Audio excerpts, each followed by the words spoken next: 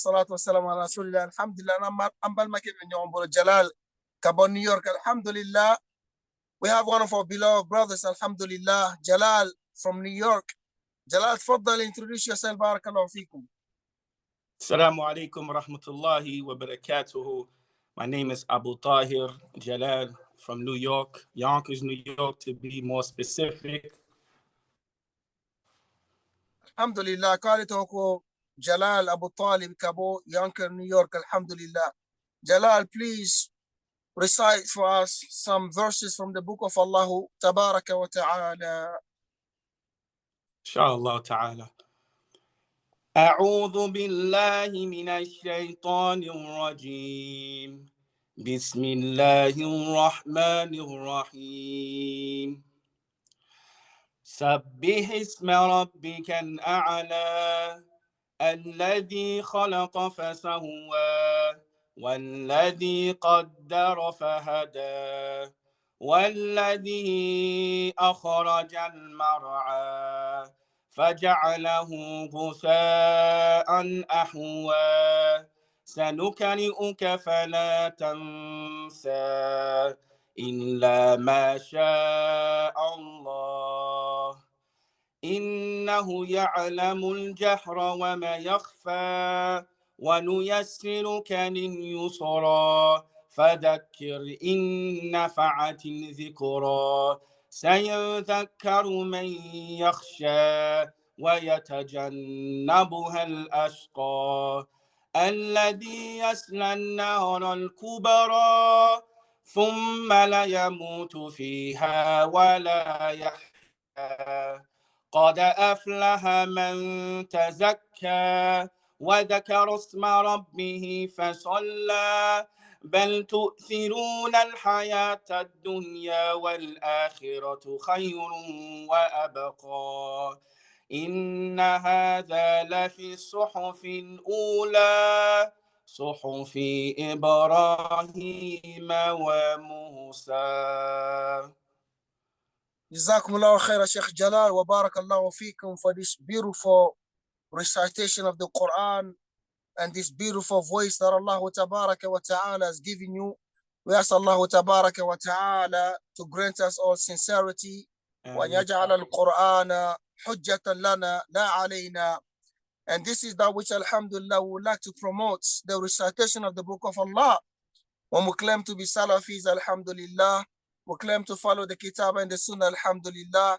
But unfortunately, sometimes we lack when it comes to the Book of Allah Tabaraka wa Ta'ala and the recitation of the Book of Allah Tabaraka wa Ta'ala. So may Allah Azza wa Jalla bless you and reward you. And this is amazing, alhamdulillah, someone in America, alhamdulillah, being able to recite the Quran in this beautiful way and this beautiful voice that Allah Jalla wa Ala has given you. Shakarallahu sa'yakum. Jalal, can you please tell us, we know, alhamdulillah, you were born Muslim. Tell us about how your parents accepted Islam. Barakallahu feekum. Wa feeka barakallah. Basically, just to be brief, my great-grandfather and great-uncle accepted Islam, I believe, either in the 1920s, 30s, or 40s. One of those eras. And inshallah ta'ala, I'm going to provide you with a picture of them with regards to the community down in Harlem. You know, again, this might have been in the 20s, 30s, or 40s. So anyways, they embraced Islam. And my father and his siblings, they weren't Muslim.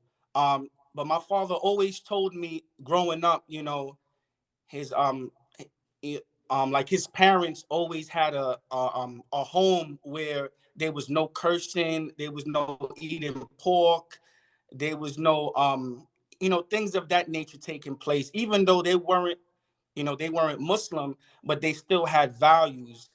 And they weren't necessarily Christians either, you know. Alhamdulillah. Ako alefache alhamdulillah ani amoke ukunduna uduna Islam. Just to get clarity, that was your father and your dad, they accepted Islam in 1930, you say? No, I said my great grandfather and my great uncle accepted Islam. Okay, what about your dad? Your mom and dad? My mom and dad, well, my father wasn't born yet, but I can't talk about my dad accepting Islam unless I go back to his grandparents and his parents. You understand what I'm saying, Sheikh? Okay, alhamdulillah ko amokeo. Alhamdulillah amamakeo uluduna islamiyala. Amokeo duna islamiyala 1930 alhamdulillah. Ani fana ukadu konna la ana so islama kunte me. Alhamdulillah islamiyya jogo kumula nafo. Ukunte nen kuma jugufo. Ani fana ukunte le sogodun. Tfaddal Sheikh. Nah. So growing up, my father mentioned that his grandfather or his uncle, one of them, used to teach him the Arabic alphabet and used to teach him how to pray. This is when he was a kid. So to make a long story short, my father, when he grew up, I believe when he was in his 20s, he entered into the Nation of Islam in 1973 or 4, and he left, I believe, in 1975. Nah. Okay, alhamdulillah ambal makoko.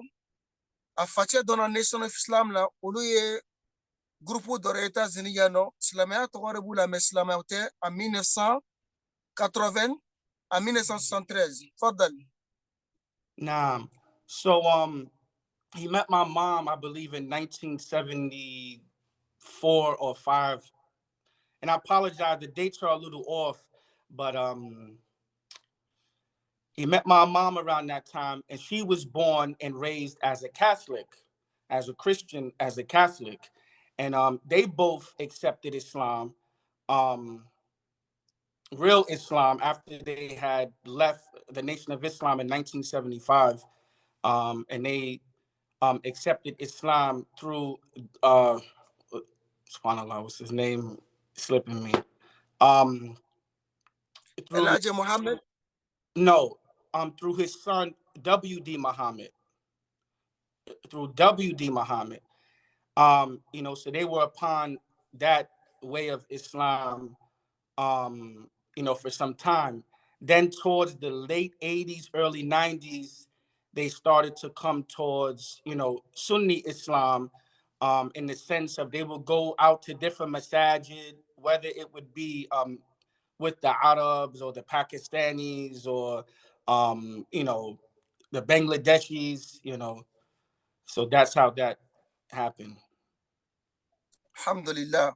Donc ako alhamdulillah afache na bamso kalen kan nyora contre kuto nation of Islam na fa ya fo chumno grupo re ziniyano iba soro islamiyya ko bo islamiyya ko ke me ulu dalente ala kira la sallallahu ka fo ko chidendo. Donc c'est ça parce que ulu ka mouvement dam na chomna okera uka fondateur ale kume o nation of Islam de la me adenke nana ko fe ka bola ka du islamiyya yere la. Donc afache ni abamso e nyora contre nation of Islam en 1974. Donc, au coffre en 1975, il a décidé qu'à bon nation of Islam, Canada Islamia, alhamdulillah. Zakumullah khair. So you were born Muslim, sahih? Naam, alhamdulillah. I was born Muslim by way of Muslim parents, alhamdulillah. And just to add, in the 90s, late 90s, my parents were introduced to da'wah, the Salafi da'wah, excuse me, Sheikh. Introduced to the Salafi da'wah, and they used to take trips from New York to East Orange, New Jersey, with Sheikh Abu Muslima, Hafidahullah. So that was something that they was able to experience at that time. I was fairly young, so I don't remember everything. I just remember going inside of a gigantic building, like a massive structure, which is an armory, So again, I don't remember much, but I know they used to travel there. And they also used to go to different conferences and things like that, in the New York New Jersey, Connecticut area. No, just to add that. Further, continue. No. You can translate, inshallah. Non, alhamdulillah, on parle que ça ou là, à quoi 1900, dans les 1990 comme ça, a fait un abamso kelenga do islamia yere la sunna sira ka alhamdulillah, ou ye sunna sira donc salafia sira do alhamdulillah, okum to gata New Jersey anga karamo ba do be no ko abu muslima, okum to gata darsu tale bolo, anuk metu gata America ta wore la Connecticut num. Alhamdulillah, just to mention something about alhamdulillah our interaction with Sheikh Abu Muslima when we visited alhamdulillah his masjid and his school. We were impressed by his humbleness. Alhamdulillah, we were amazed by his humbleness. He gave us gifts, alhamdulillah, and likewise he walked us from his office. Mind you, the office is on the second floor, the third floor. Alhamdulillah, walked me all the way downstairs, alhamdulillah, and gave me books, alhamdulillah. May Allah preserve. That was my first time meeting him in person. You know what I'm saying? I was amazed by his humbleness. May Allah bless him and reward him and grant him Jannatul Firdaus بغير حساب ولا عذاب. طيب, Jalal, barakallahu fikum. As you know, alhamdulillah, we've known each other since 2000, I don't know, 10? Around that time, maybe 2014, I think, 13. Now, so I do remember you were getting ready to go to Egypt to go study, and likewise, prior to that, you've been to Egypt. Can you please tell us about your experience being in Egypt, and likewise, what made you travel to Egypt to go seek knowledge?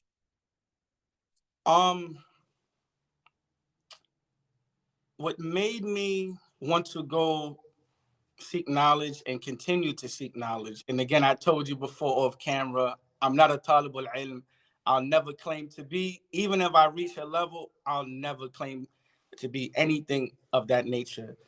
But one of the things that caused me to want to go to Egypt, there were a lot of things going on where I'm from in Yonkers, with people I grew up with. I was witnessing a lot of stuff happening in the streets, a lot of things with my family. It was just a lot of things taking place. And I didn't want to be in this type of environment. So my brother-in-law, Sheikh Talib, I reached out to him, because he was already living there, teaching English and studying and things like that. So I reached out to him and I'm like, yo, Sheikh, I want to come out there. He's like, no problem. So we were, communicating, with each other for a period of time. Then eventually I got a ticket and I was gone. You know what I'm saying? Yeah. No. MashaAllah. Yeah.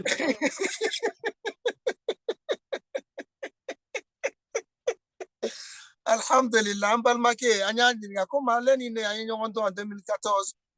Awati la kumeka afonye kaka ngata Egypt, yano cha kuntara Egypt ka korom. Anyandi nga muyato aya decide kata Egypt, akata slama ya dunia nini. Kale o kemina passe ale kume New York la akume environnement kumadia ekosbe. Donc alhamdulillah, doma de kume Egypt. Alhamdulillah, ya fa ikabe fekata wala ya ka avion bieta atara Egypt.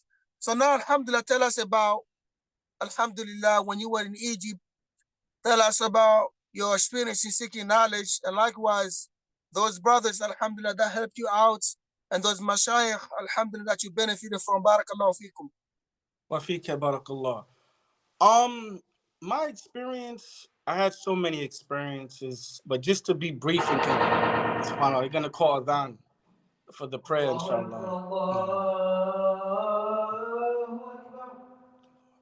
الله أكبر الله أكبر أشهد أن لا إله إلا الله أشهد أن لا إله إلا الله أشهد أن محمدا رسول الله أشهد أن محمدا رسول الله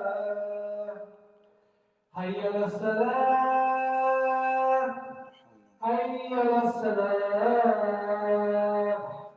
حي على الفلاح حي على الصلاة الله أكبر الله أكبر لا إله إلا الله.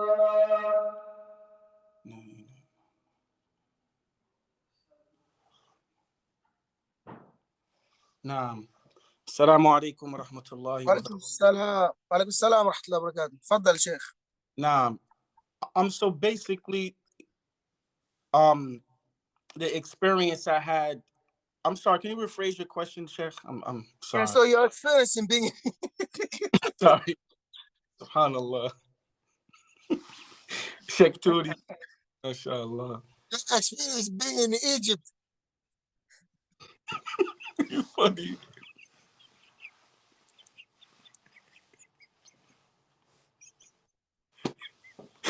Allah musta'an. Come on, Sheikh.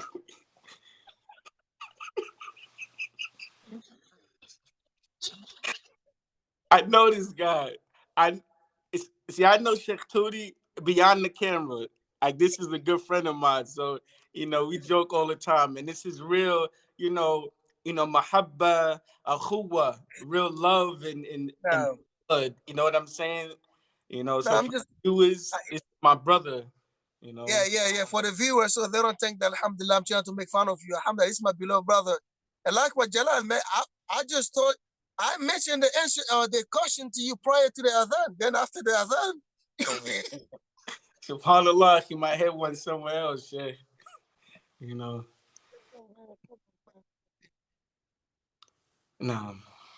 So your question was about my experience and the brothers I've met. Nah? yeah, being in Egypt, like the experience being in Egypt. Nah, And Michelle. yeah, Basically, I mean, Egypt is a beautiful place, that I've come to love, so many places, and to learn there, to learn Arabic, to learn Quran, Tajweed, to learn Islam, so many scholars there to benefit from. I'll just name one, Sheikh Muhammad Sa'id Raslan, Hafidahullah, he's one that many have benefited from, and I've actually traveled to his village several times. But it's just one of those places you have to go and experience. Even if you're not going to learn Quran or learn Arabic, just go. If you've never been to a Muslim country, I would advise that you just go and experience being a Muslim in a Muslim country. You know what I'm saying? Because my first time going, I actually went for Ramadan. I never knew and never felt what it felt like to experience Ramadan in a Muslim country.